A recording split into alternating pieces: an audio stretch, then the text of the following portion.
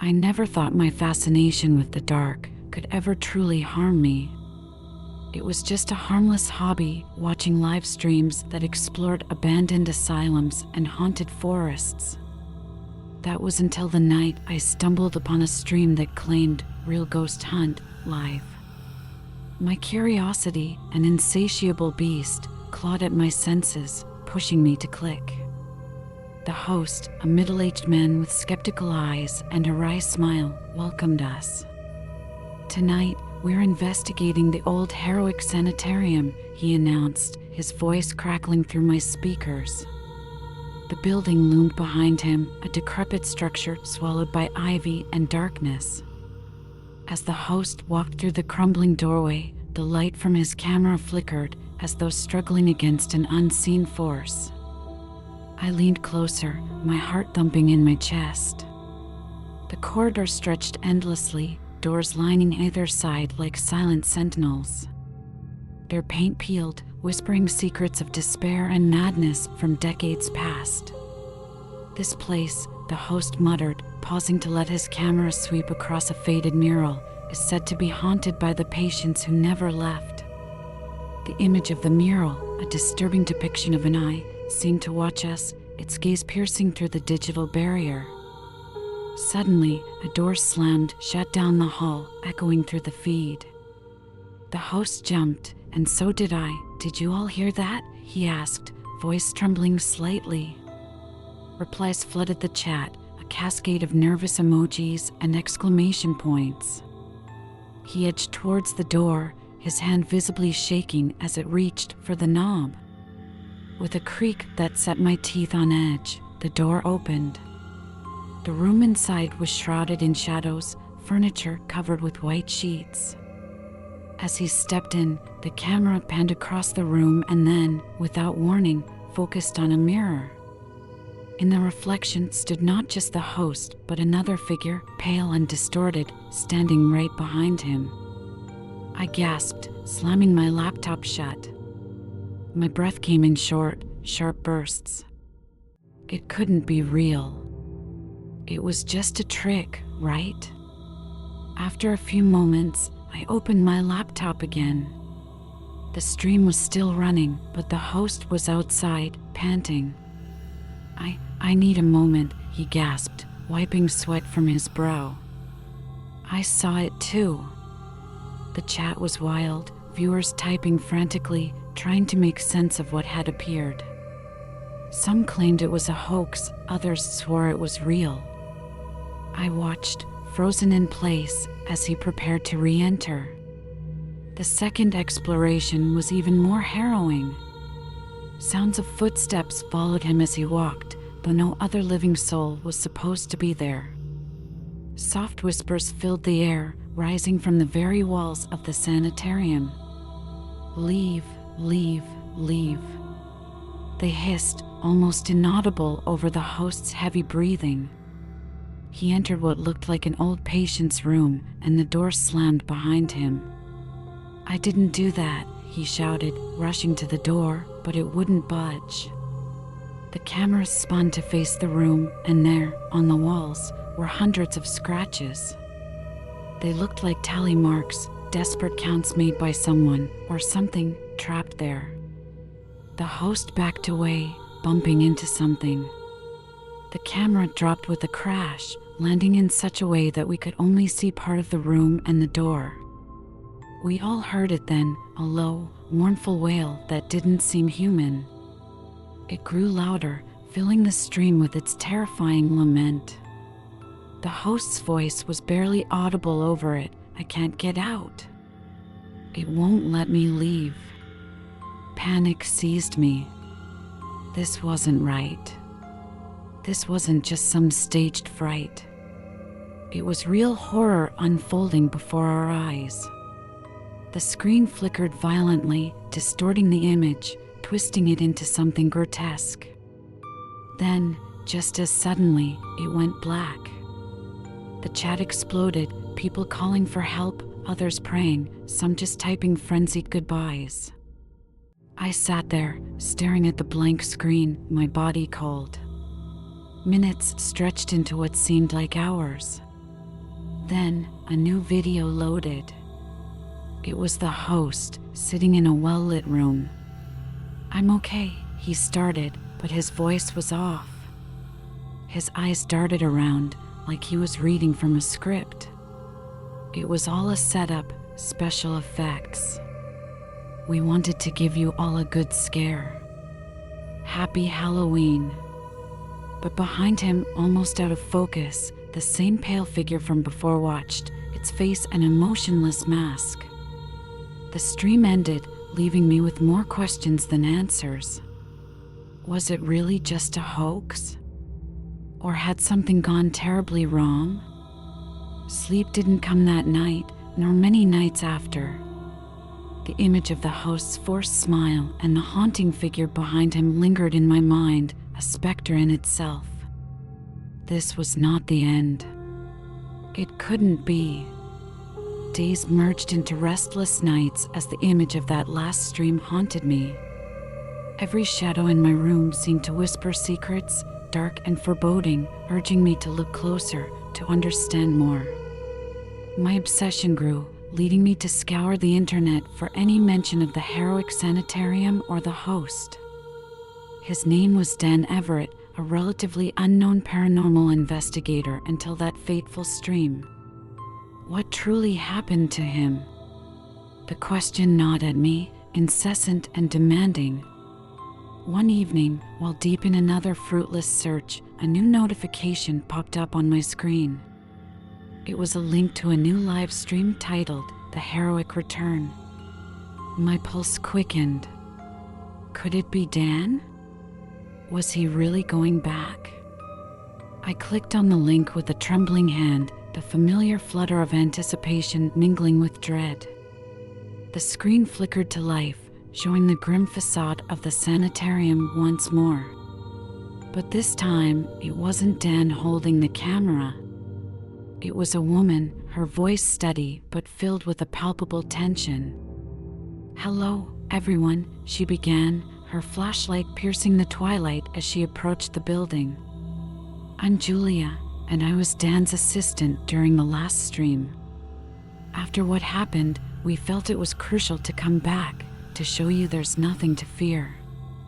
The wind howled around her, as if mocking her words, and the gate to the sanitarium creaked ominously open.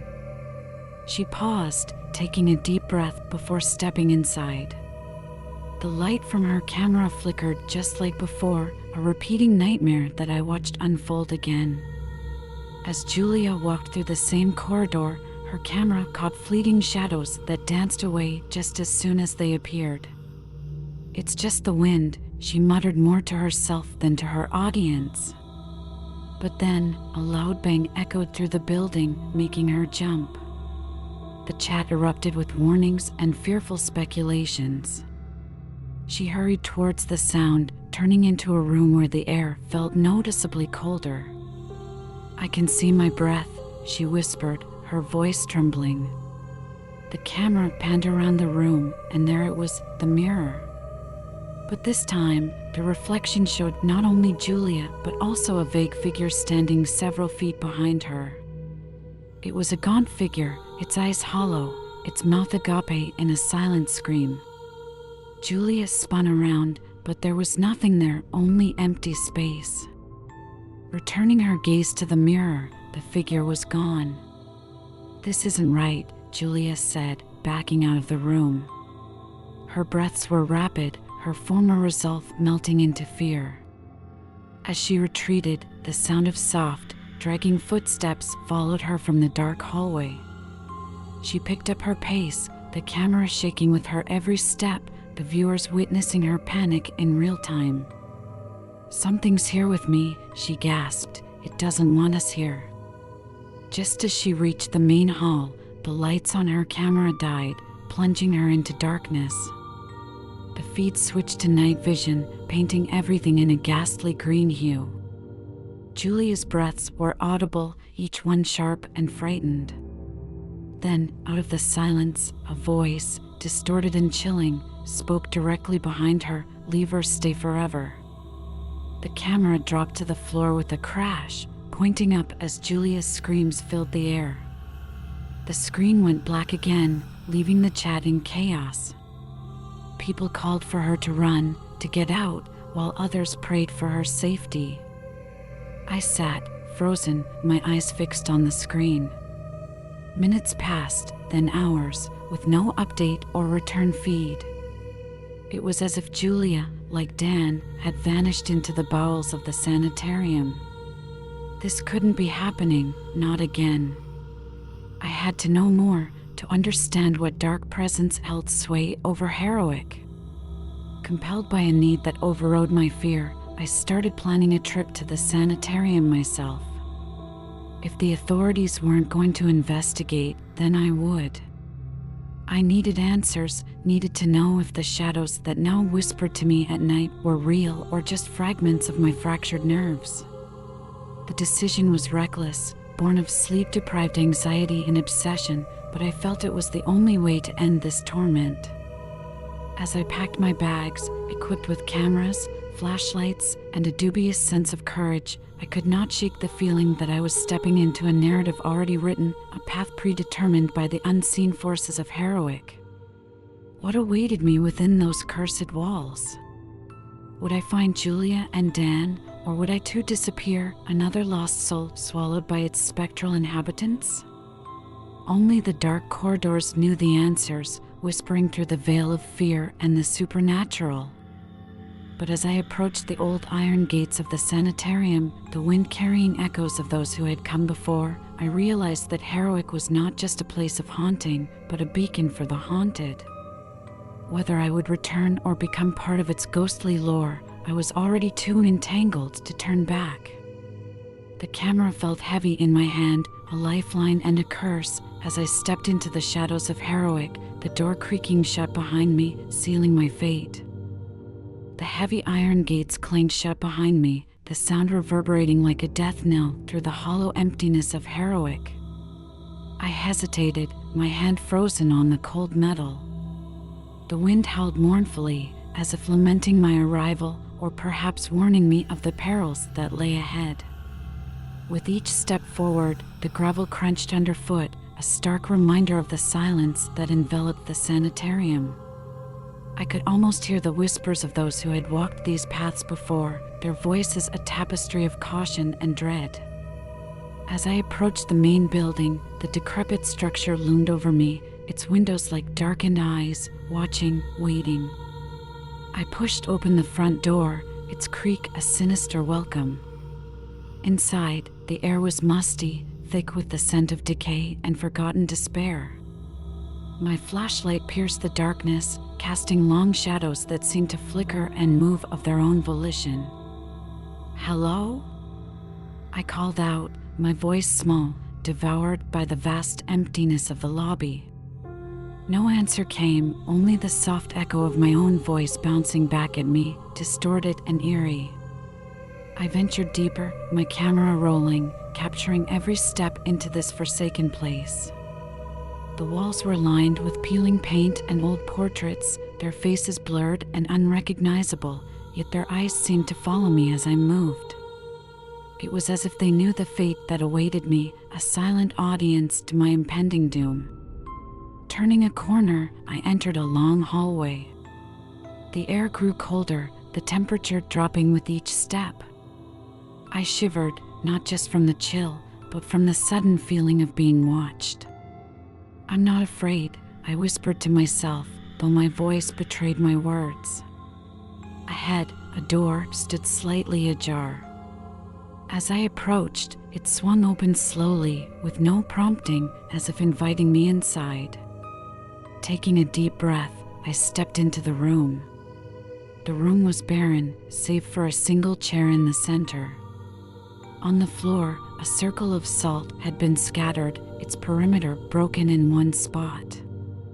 My heart raced as I considered the implications. Salt circles were meant to protect, to keep things out, or perhaps, in some cases, to keep something in. The break in the circle felt ominous, a silent scream in the otherwise quiet room. "Who's there?" I called out, hoping for no reply. Suddenly, a chill swept through the room, and a soft, sorrowful moan filled the air. The temperature dropped, my breath visible in the flashlight's beam. From the corner of the room, a shadow detached itself from the darkness. It moved toward me, slow and deliberate. I stumbled back, my back hitting the wall. The shadow paused, then, with a rush, it flew at me, passing right through my body. The sensation was indescribable, a cold so deep it felt as though it reached into my very soul. "Leave this place," a voice hissed, so close it could have been whispered in my ear. I slid to the floor, my strength sapped, my body trembling uncontrollably. "Why?" I managed to gasp, my voice a mere whisper. "You do not belong," the voice answered, fading like smoke in the air. I tried to gather myself, to stand, but my legs wouldn't obey. The room seemed to spin, the darkness encroaching on all sides. I knew I couldn't stay here, in this room, but the effort to move was monumental. After what felt like an eternity, I managed to pull myself to my feet. I stepped out of the room, the air in the hallway feeling warmer, lighter. I continued down the hall, driven by a need to understand, to uncover the truth of Harrowick and its shadows. Room after room, I searched, but found only remnants of the past, old, rusted medical equipment, tattered journals, and more of those unsettling portraits. As I reached the end of another corridor, a staircase leading down caught my eye. It was steep, the wood rotted and groaning under each step. The basement, I thought, might hold the key to the sanitarium's dark heart. With each step down, the air grew denser, heavier, as if saturated with the despair of years gone by. The light from my flashlight seemed to struggle against the darkness, a feeble barrier against the overwhelming gloom. At the bottom of the stairs, I found myself in a large, open space, much like an underground hall. The remains of cages lined the walls, their bars twisted and broken. The floor was littered with old chains and shackles, a grim testament to the suffering that had once permeated this place. A noise, a soft, shuffling sound, made me freeze. It was coming from the far corner of the room. Slowly, I aimed my flashlight toward the sound, my hand shaking. The light fell upon a figure, hunched and shrouded in shadows. It raised its head, and in that moment, my heart seemed to stop. The face was gaunt, its eyes hollow pits of despair, its mouth agape in a silent cry. "Help me," it whispered, the voice a chilling blend of hopelessness and plea. I took a step forward, my mind racing. How could I leave this soul in torment? Yet, as I moved to help, the figure vanished, like smoke dissipated by a sudden breeze. Left in its place was a small object on the floor. I picked it up. It was a locket, old and tarnished. I opened it, and inside was a photograph of a woman, her expression hauntingly familiar. The eyes, those were the eyes that had followed me through the sanitarium. I pocketed the locket, a tangible piece of the puzzle that Harrowick held. I knew then that I couldn't leave, not yet. There were more secrets here, more voices that needed to be heard. The story of Harrowick was far from over, and I was now a part of it, woven into its tapestry of shadows and whispers. With resolve, I turned back to the darkness, ready to discover what other mysteries lay buried in the heart of the sanitarium. The journey was far from over, and I was determined to bring light to the darkest corners of Harrowick. With the locket clenched tightly in my hand, I ventured deeper into the bowels of Harrowick Sanitarium. Each step echoed ominously, resonating with the cries of the lost souls that lingered in the shadows. The air grew colder, denser, as if the very walls were trying to smother the life from my lungs. My flashlight flickered sporadically, threatening to leave me in utter darkness. I pressed on, driven by a need to uncover the truth and perhaps to free the spirits bound to this forsaken place. I came across an old office, the door hanging off its hinges. Papers littered the floor, and an ancient typewriter sat on a dust-covered desk. I sifted through the documents, finding old patient records, their stories of suffering and despair scrawled in hasty, trembling hands. The room felt alive with their memories, their hopes and fears still palpable in the air. It was here, among these forgotten tales, that I found a journal, its cover worn and pages yellowed with age. I opened the journal, and the writing inside was frantic, filled with the ramblings of a doctor who had once presided over Harrowick. "They are not gone," it read. "They remain, trapped in the walls, in the air, in the very soul of this place." His words chilled me to the bone. It seemed the doctor had become consumed by his own horrors, unable to escape the madness that Harrowick bred. A sudden chill swept through the room, and I felt a presence behind me. I spun around, flashlight poised, but there was nothing, only the oppressive silence of the sanitarium. Continuing my exploration, I descended into what appeared to be the old treatment rooms. The stench of decay was overwhelming, the rooms stripped of any dignity they once held. It was in one such room that I encountered her, the woman from the Locket. Her apparition was clear, more solid than any I had seen before. She stood before me, her expression one of profound sadness and longing. "Help us," she whispered, her voice echoing like a distant memory. "Free us from this torment." I realized then that the locket was the key. It was hers, and through it, she was bound to Harrowick. I approached her, holding out the locket. "I will help you," I promised, my voice steady despite the fear that gripped my heart. The apparition reached out, her hand touching the locket. A light emanated from it, pure and bright, casting away the shadows. Her face softened, and she smiled, a tear running down her cheek. "Thank you," she said, her voice fading into the light. As her figure dissipated, the light grew, spreading throughout the room, seeping into the walls, the floor, the very air of Harrowick. The oppressive atmosphere lifted, as if a great weight had been removed from the building itself. The spirits, released from their earthly bonds, moved on, their departure marked by a profound silence, peaceful and final. I left the treatment room, feeling an unexplainable peace settling over me. The sanitarium, once a place of horror and despair, now felt just empty, a shell of its former self.